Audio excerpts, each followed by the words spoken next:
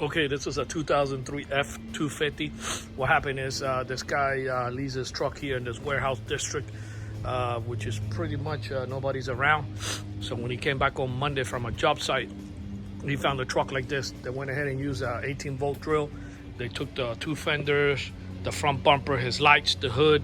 You know, basically somebody who had an accident that didn't want to buy their parts went ahead and took his apart. But he gave us a call. We end up installing the alarm system. To hit lock, you're gonna hit lock. It locks all your doors. Unlock. Unlocks all the doors. Remote start it. I'm gonna press this little guy here, and that will crank the car up. I give him the diesel delay, so that will turn on the ignition first, and then the truck will start. Back to this taking the truck apart. This is not the first time we see these truck. The customers will call us that they stole the front grille, the hood, the front grille, the bumper.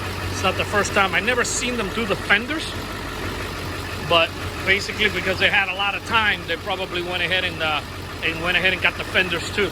Because they take a little more time. There's a couple screws they got to take off to get them off.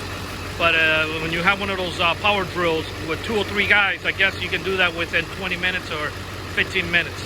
To turn it off, if you want to turn off the remote start, you can press this button right here and that will turn off the remote start. Listen, if they're leaving cars on 4 brakes and taking rims and tires, taking a car off the front end apart with 2 power drills and 2 guys, I think it will take them the same time and the same effort.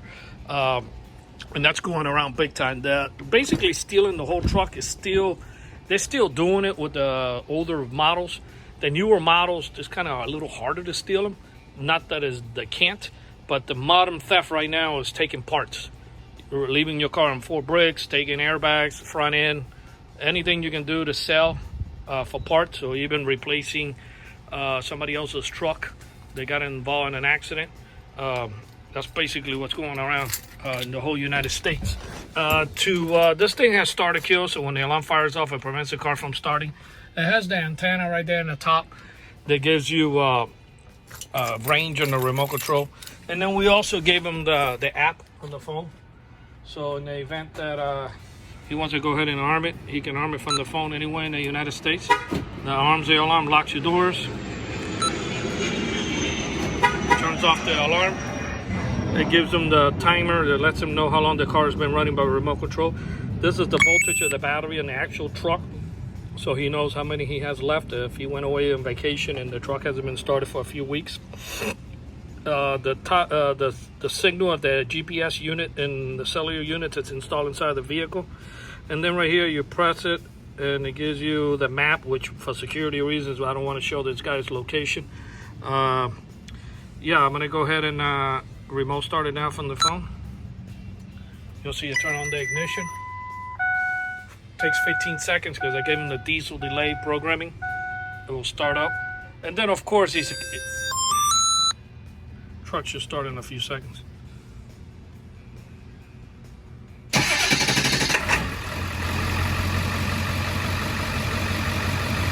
Okay. So what you do is once it's running by remote start, do not push the foot on the brake, because that would shut off my remote start. That's a safety feature in case somebody jumps in and they want to take off with the truck. But either way, you need to unlock the steering by turning the key.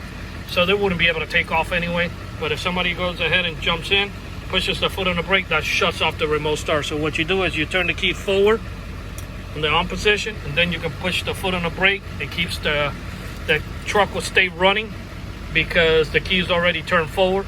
And when you push the foot on the brake, it just shuts off my remote start in the background. And that's all. We're gonna go ahead, ready to do it. Turn the key, push the foot on the brake. You can put the car on drive, okay? And then once you get off, the truck, if you turn off the truck, it will turn off. Another feature is the pit stop. If you press this button twice, 1, 2, you can remove the key in case you need to get something out of your shop or warehouse or whatever out of your house. You can leave the truck running, and if you have the AC or the heater on, whichever climate you're in, you can set the however you want it, for cold or hot. If somebody gets in again and pushes the foot on the brake, that shuts off the remote start. This thing flashes the lights, the parking lights around the vehicle. We hooked it up to the horn. It sounds really nice. I'm gonna go ahead and show you guys. I'm gonna go ahead and arm the system, and then I'm gonna bang on the window, and then the alarm will fire off, and he should be able to get that little push notification.